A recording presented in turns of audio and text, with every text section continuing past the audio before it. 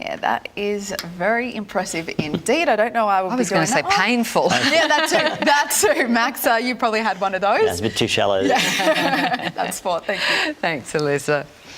Well, checking finance now, the ASX couldn't add to yesterday's record high, finishing 92 points lower to snap an 8-day winning streak. Investors hit the sell button on bank stocks after the US Federal Reserve warned a rate cut in March is unlikely. The biggest stocks locally all fell. And the Australian dollar is buying 65 US cents and $1.07 New Zealand. A 3-year-old Alexandra Hills boy has a story to tell for the rest of his life after being rescued from a claw machine full of toys. The toddler climbed up through the prize chute and wasn't in a hurry to leave. Cooking up mischief, 3-year-old Ethan Hopper has always had an appetite for adventure. He was climbing before he was walking, and he's always kept us on our toes. Everyone we spoke to says they're not surprised that it's something that he would do because he's so very adventurous. But never in their wildest dreams did they think he'd end up here, trapped inside a Hello Kitty claw machine while his parents paid for groceries. And I looked over at Ethan and he was just standing next to the machine. I looked back to talk to the lady and then I turned back and he's inside. And that's where he stayed for the next hour, playing with the toys. To start throwing toys down the chute, screaming out free toys. I wanted to freak out, but I thought then he would freak out. Until police arrived. Glass? Perfect. And worked out a plan to get Ethan free. Ethan, go to that back corner. Ethan, cover your eyes, hide. Come here, buddy. There you go.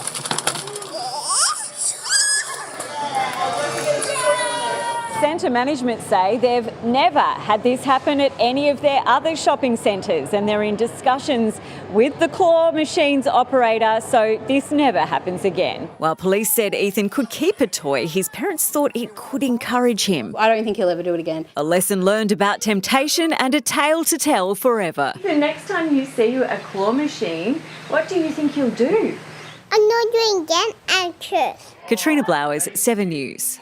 Do it again. I still don't understand how he got in there. He won't be allowed near a claw machine until he's adult size and can't fit. The southeast mosquito invasion coming up, where they're on the attack. We have the map.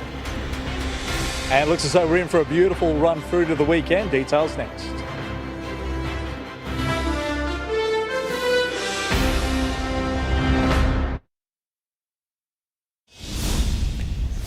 The soggy southeast has become a breeding ground for mosquitoes. Tonight we have the map, where they're on the attack, as councils launch an aerial assault. If Queensland summers had an official mascot, these guys would be it. Mosquitoes launching a southeast invasion off the back of heavy rain and humidity. They're just annoying little suckers. In Beachmere, Michael Ray and his family are outnumbered. Their property and island in floodwaters and mozzies are moving in. Pick up a car and fly it away, yeah. Council launching a counter-strike. A fleet of helicopters dumping mosquito kryptonite over Brisbane's north, targeting hotspots including the Tinchy Tamber and Boondall wetlands, as well as around the airport and Port of Brisbane. Further north, Moreton Council has begun its own attack in areas like Launton, Deception Bay, Beachmere and Bribie. Where our main pest mosquito breeds, the saltmarsh mosquito, they'll probably spray about 1,800 hectares of breeding sites today, and that will keep them under control until the next hatch event, which might be a couple of weeks' time. Vigilance to prevent an outbreak of illness. Ross River virus is definitely the big one. To stay safe, we're being advised to empty pots of stagnant water around the yard. One thing they can do is stay inside in the air conditioning. Other things you can do include wearing lighter coloured clothing because mosquitoes are attracted to dark colours. Things like mosquito repellents and coils. Fighting off a summer swarm. Jordan Bissell, 7 News. Weather now, here's Paul Burt. Thanks for that, Max. Hello, everybody. Coming to you from Burleigh Headland. Great surfing spot. Fantastic position here on the central parts of the Goldie. We'll take a look at today's temperatures, everyone. Beautiful conditions. Highs of around 29 coastal region. Got up to around 31 in the city and Ipswich. 32 for Greenbank. Down to about 21 to 23 overnight. To the charts now, you can see that high pressure system slowly making its way up to the north, meaning the southeast sector of Queensland for tomorrow looking absolutely amazing. That'll roll through for the next couple of days. We've got that monsoonal trough that's very active out in the Coral Sea up towards the Gulf of Carpentaria at the moment as well.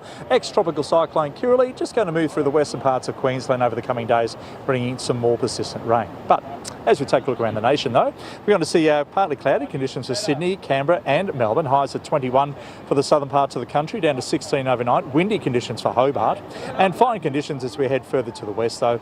A hot day for Perth and 39. Back to the tropics now. A few storms set for Weipa, of course, there, and showers and rain for Mount Isa, highs at 29 degrees. Some heavier showers around Townsville and also Cairns, 31 to 32. The patches of sunshine throughout as well. And Mackay, 25 to 32, partly cloudy.